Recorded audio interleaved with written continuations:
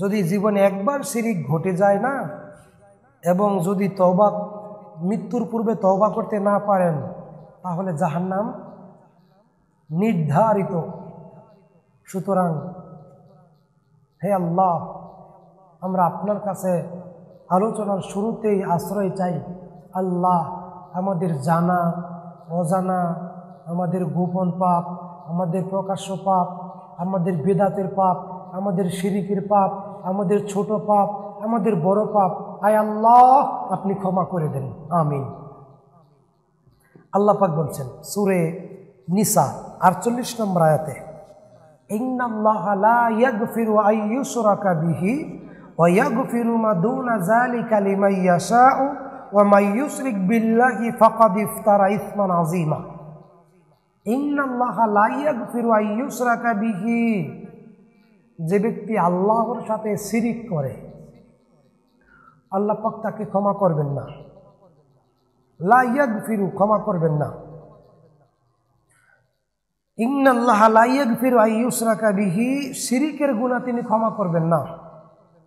ওয়া ইয়াগফিরু মা দুনা যালিকা, শিরিকের গুনাহ ব্যতীত যত গুনাহ বান্দার আমলে হোক না কেন আল্লাহ পাক মাফ করে দিবেন। ওয়া ইয়াগফিরু মা দুনা যালিক, যত গুনাহ।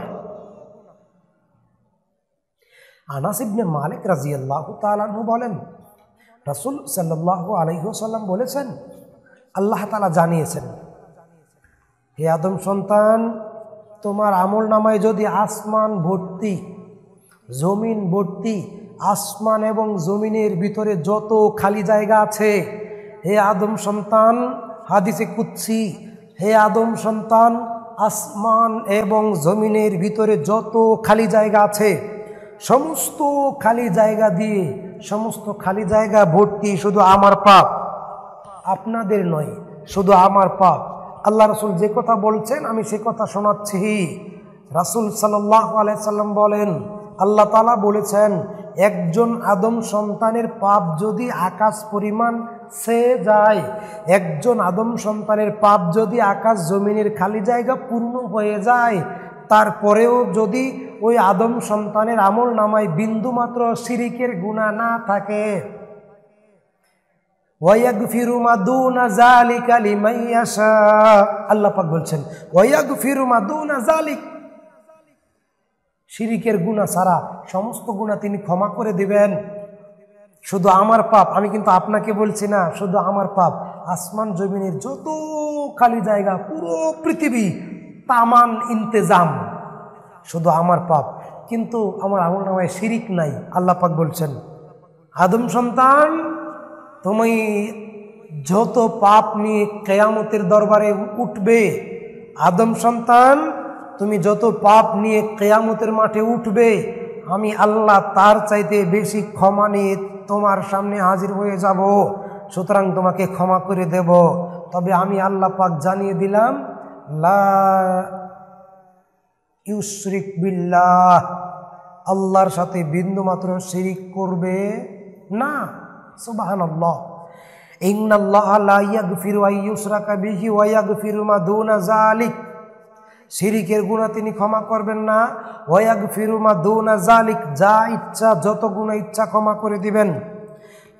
লিমান ইয়াশাউ, যে কাউকে ইচ্ছা, যে কোনো গুনাহ ইচ্ছা তিনি মাফ করে দিবেন।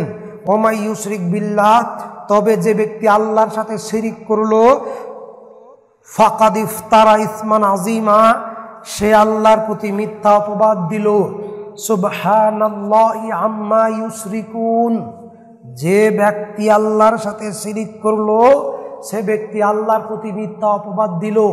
সুতরাং মানব জাতি আল্লাহর সাথে যে যে বিষয়ে শিরিক করে, সুবহানাল্লাহি আম্মা ইউশরিকুন, আল্লাহ পাক তার থেকে বহু গুণ ঊর্ধ্বে এবং পবিত্র। সুবহানাল্লাহ। আল্লাহ পাক সূরা মাইদার 72 নম্বর আয়াতে জানিয়েছেন, ইন্নাহু মান ইউশরিক বিল্লাহ ফাকাদ হারামাল্লাহু আলাইহিল জান্নাতা ওয়া মাওয়াহুন নার ওয়া মা লিয-যালিমিনা মিন আনসার, যে ব্যক্তি আল্লাহর সাথে শিরিক করবে, ইন্নাহু মান ইউশরিক বিল্লাহ, যে ব্যক্তি আল্লাহর সাথে শিরিক করবে, ফাকাদ হারামাল্লাহু আলাইহিল জান্নাহ, আল্লাহ পাক তার উপরে জান্নাতকে হারাম করে দিবেন। ওয়াহুন নার, তার থাকার জায়গা চিরকাল জাহান্নাম। ওয়ামালিজ জালিমিন না মিন আনসার, সে হবে জালেম, তার কোনো সাহায্যকারী থাকবে না। আমি বলি গোটা দেশ, গোটা জাতি শিরিকে ডুবে আছে। বাঙালি এমন একটা জাতি, চিকিৎসা করবে, রোগাক্রান্ত হয়েছে, অসুস্থ হয়েছে, সেখানে শিরিক করে। পড়াশোনা করতে যায়, সেখানে শিরিক করে। ইবাদত করতে যায়, সেখানে শিরিক করে। বাঙালি জাতির রাস্তার মুড়ে মুড়ে মূর্তি, চেতনার মূর্তি। বাঙালি জাতি মূর্তি তৈরি করে, গোটা জাতি শিরিকে লিপ্ত আছে। সন্তান হয় না, আল্লাহর কাছে সন্তান চায় না, সন্তান চায় পীর বাবার দরবারে, মাজারে, দরগায়, দরবারে, খানকায়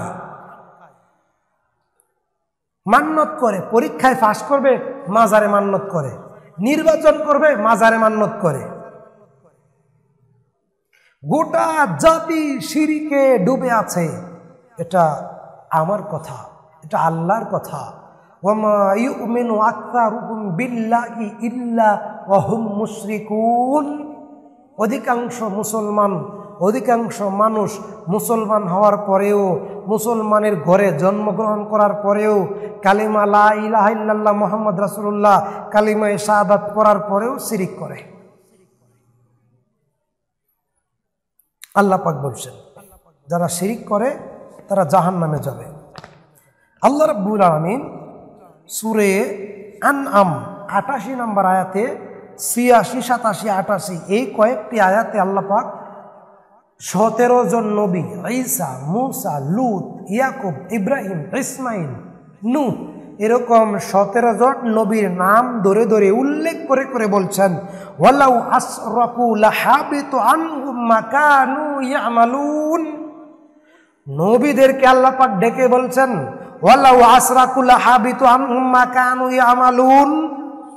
যদি তারা আমার প্রেরিত পয়গম্বর, আমার প্রেরিত রসুলগণ আমার সাথে শিরিক করত, তাহলে তাদের অর্জিত সমস্ত নেকামল আমি আল্লাহ বাদ করে দিতাম, বরবাদ করে দিতাম, ধ্বংস করে দিতাম। আমি আপনাকে বলতে চাই, যেখানে সমস্ত নাবী ও রসুল, তাদেরকে আল্লাহ পাক নাম ধরে ধরে বলছেন, ওয়ালাউ আসরাকু লাহাবিতু আনহুম মা কানু ইয়ামালুন। যদি আমার নবী, আমার রসুলরা আমি আল্লাহর সাথে শিরিক করত, তাদের আমল ধ্বংস হয়ে যেত। নবী রসুলদের যদি এই ভয় থাকে, নবী রসুলদের যদি আল্লাহ পাক এই ভয় দেখান, তাহলে আমার আপনার মতো কালো মিয়া আর লাল মিয়া আর সাদা মিয়ার কোনো বালাই আছে? সুতরাং শিরিক হবে না, কোনো ভাবেই যেন শিরিক না হয়।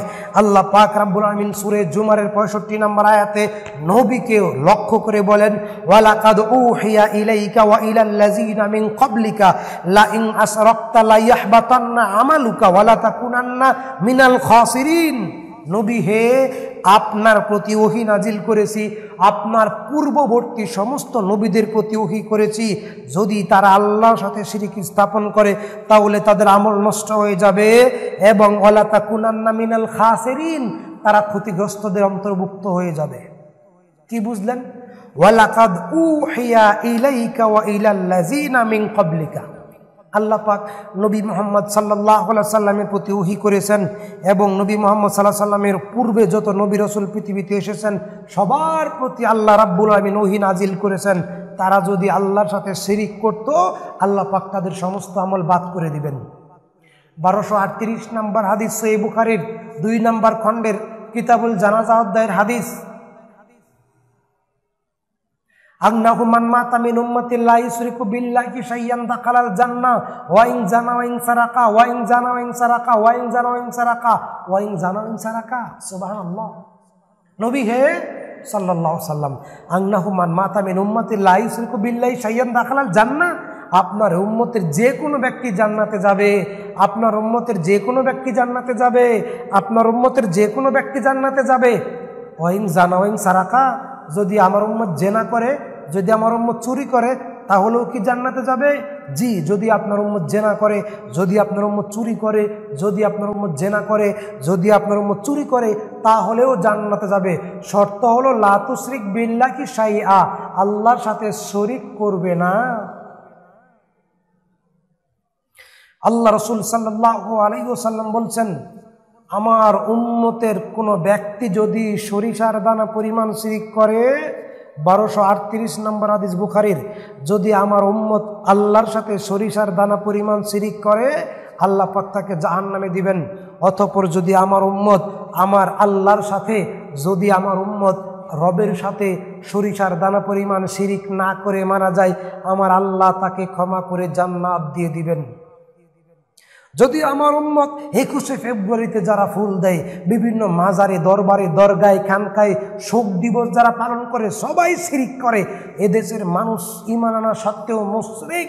যারা এই সমস্ত দিবস পালন করে, সমস্ত দিবস পালন করা শিরিক। ভালোবাসা দিবস পালন করা শিরিক, ভালোবাসা দিবস পালন করা শিরিক, শোক দিবস পালন করা শিরিক, বিজয় দিবস পালন করা শিরিক, মা দিবস পালন করা শিরিক, স্ত্রী দিবস পালন করা শিরিক, ভাষা দিবস পালন করা শিরিক, সব শিরিক। গোটা জাতি শিরিকের ভিতরে ডুবে আছে।